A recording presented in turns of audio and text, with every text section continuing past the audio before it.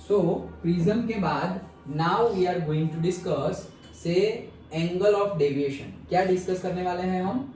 Angle of deviation, और ये इसका डेरिवेशन तुम्हें पूछा जा सकता है, तो ये डिराइव करना आना चाहिए। ओके, चलो तो स्टार्ट करते हैं एंगल ऑफ डेविएशन। तो टॉपिक का नाम ही है प्रिज्म में कैलकुलेट करो एंगल ऑफ डेविएशन। पहली बात तो सर ये एंगल ऑफ डेविएशन है क्या? ओके, तो angle of deviation is the angle by which our incident angle will deviate, that's it. मतलब हमारा प्रिज्म है, हम ये रहा प्रिज्म, हमारा प्रिज्म है, हमने ये एंगल पे इंसिडेंट किया तो वो ऐसे सीधा जाना चाहिए, लेकिन सीधा ना जाके जो बाहर निकल रहा है वो तो ये लेवल का बाहर निकल रहा है, ऐसे निकल रहा है, और वो हम सोच रहे थे कि ऐसा निकलेगा। ये जो चेंज आया ना, इसको पीछे ले जाओ, तो ये जो चेंज आया ना कि इतना होना चाहिए था, इतना होना चाहिए था, लेकिन इतना हुआ, ये जो डिफरेंस है, ये जो एंगल बना ना, उसी को बोलते हैं एंगल ऑफ डेविएशन। मतलब जो एंगल से डेविएट कर जाए। ये डेविएट हुआ क्यों? रिफ्रैक्शन की वजह से। रिफ्रैक्शन क्यों हुआ? तुम्हारा मीडियम चेंज हो रहा है, दैट्स व्हाई। अगर एयर में और एयर में ही चलता जाता तो नहीं होता रिफ्रैक्शन, डेविएट भी नहीं होता, चलता जाता। तुम ये बोल रहे हो कि यहाँ आना चाहिए तो वहीं आता, अगर एयर होती तो। सिंपल है। सो एंगल ऑफ डेविएशन फिर से देख रहे हैं कि angle of deviation means the angle by which incident ray deviated, that's it. तो ये हमारा इंसिडेंट रे है, तो उसको जाने चाहिए ऐसे सीधे, लेकिन ये यहाँ पर एयर है और यहाँ पे ग्लास है, तो पहले क्या होगा? रिफ्रैक्शन होगा, तो रिफ्रैक्शन हो गया, और फिर से अभी ग्लास आया और फिर वापस एयर आई, फिर से रिफ्रैक्शन होगा। तो हम सोच रहे थे कि यहाँ से बाहर निकलेगा, लेकिन वो यहाँ से बाहर निकला। सो ये जो चेंज आया है एंगल में, इसको बैक ले जाओ तो यहाँ पे हमें चेंज मिलेगा। तो ये जो चेंज मिला, that change in the angle is the angle of deviation. Understood? Okay.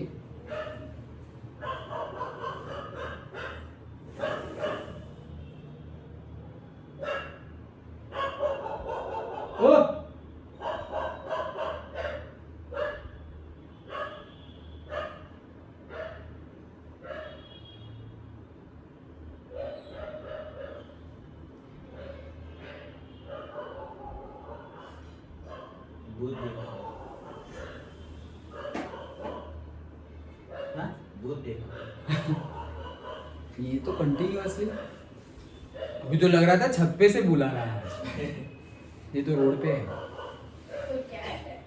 May be दूसरा कुत्ता आएगा।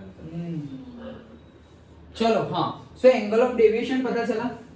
जो एंगल से हमारा रे डेविएट हो जाए, प्रिज्म में घुसेगा और बाहर निकलेगा। हम सोच रहे थे यहाँ से निकलेगा, लेकिन वहां से नहीं निकला और यहाँ से निकला। ये जो चेंज आया ना एंगल में, that is the angle of deviation. Simple.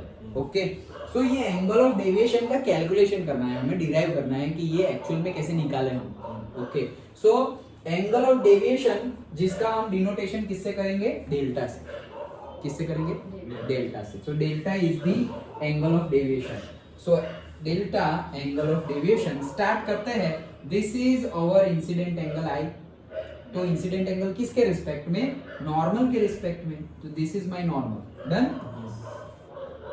Okay, so say this is my incident angle, और से नॉर्मल लेना है। So say this is the normal. Done? So normal के साथ हमारा रे, इंसिडेंट रे जो एंगल बना है, उसी को इंसिडेंस एंगल बोलते हैं। अच्छा, सो हमने बोल दिया incidence angle I1। Okay, this is done. Now अभी वो एयर से किस में जा रहा है? ग्लास में, प्रिज्म में जा रहा है। ग्लास का प्रिज्म मान लेते हैं हम। सो एयर से वो जा रहा है प्रिज्म में, तो क्या होगा? एयर से प्रिज्म में रिफ्रैक्शन होगा। तो रिफ्रैक्शन कौन सी साइड होगा? टुवर्ड्स या away? Towards the normal. Yes, so towards the normal. तो नॉर्मल इस साइड है। देखो अभी जाना चाहिए था ऐसे। डन? लेकिन रिफ्रैक्शन की वजह से वो जाएगा, बेंड हो जाएगा। कौन सी डायरेक्शन में बेंड होगा? Towards the normal. नॉर्मल ये रेड कलर वाला है, तो ऐसे जाना चाहिए था, लेकिन थोड़ा उसकी डायरेक्शन में बेंड होगा। सो एक्चुअल में हमारा हो क्या गया? हमारा हो गया ऐसे बेंड, ऐसे हो गया। डन? डन? ओके। नाउ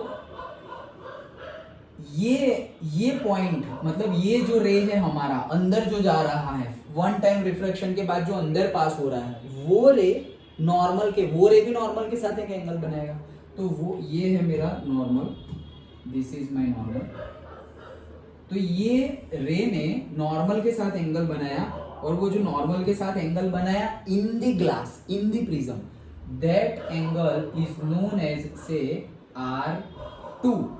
हम सोचेंगे सर ये रिफ्लेक्शन अंदर, तुम ऐसा सोचोगे क्यों? क्योंकि हम डिनोटेशन अलग लेते थे, लेकिन पर्टिकुलरली हम अभी कैसे डिनोटेशन ले रहे हैं कि अगर ग्लास के अंदर हो तो उसके एंगल का नेमिंग सेम होगा। मतलब अगर R लिया है तो R और I लिया हुआ है तो I, लेकिन अंदर वाले दोनों I, मतलब जो रिफ्रैक्शन, मतलब हम रिफ्रैक्टिव इंडेक्स लेते थे ना, तो जो रिफ्रैक्टिव इंडेक्स जो मीडियम का हो, मतलब सेम मीडियम में हो, तो उनका नेमिंग सेम रखेंगे, आगे जाके हमें इजी हो जाएगा, दैट्स व्हाई। ओके, सो यहाँ पर हमारा ग्लास है, तो ग्लास के लिए ये था एंगल ऑफ इंसिडेंस था, और ये हमारा क्या था? Angle of refraction R1। मतलब जो एंगल से नॉर्मल के साथ हमारा रे ऑफ लाइट जो भी, ये नॉर्मल है, और नॉर्मल के साथ हमारा रे ऑफ लाइट जो भी एंगल बनाएगा, that is angle of refraction. Done. तो ये पहला एंगल ऑफ रिफ्रैक्शन था। नाउ R2 है, R2 है, वो भी एक एंगल है, वो भी नॉर्मल के साथ बन रहा है, लेकिन ये एंगल ऑफ रिफ्रैक्शन है नहीं। ओके, एंगल ऑफ रिफ्रैक्शन तो ये क्या है? तो R2 है क्या एक्चुअल में? नॉर्मल के साथ ये जो हमारा सेकंड सरफेस के लिए ये क्या हो गया अभी? Incidence angle. Done. Second surface के लिए ये तो इंसिडेंट रे हुआ ना, क्योंकि अब तो हमने रिफ्लेक्ट कर दिया। सेकंड सरफेस के लिए ये क्या हो गया? Incident ray. तो वो जो बनाएगा वो इंसिडेंस एंगल है for the second surface which is R2। And अब वापस ये जाना चाहिए ऐसे सीधे, लेकिन सीधे जाएगा नहीं, क्योंकि here glass and here F। Done. तो अगर दो अलग अलग हो गया, वापस रिफ्लेक्शन होगा, रिफ्लेक्शन होगा तो होगा क्या? अरे यार, मैं देख के आता हूँ, ठीक है? फंस गया हूँ, वीडियो का क्या करें? बंद कर दे। अच्छा रुको।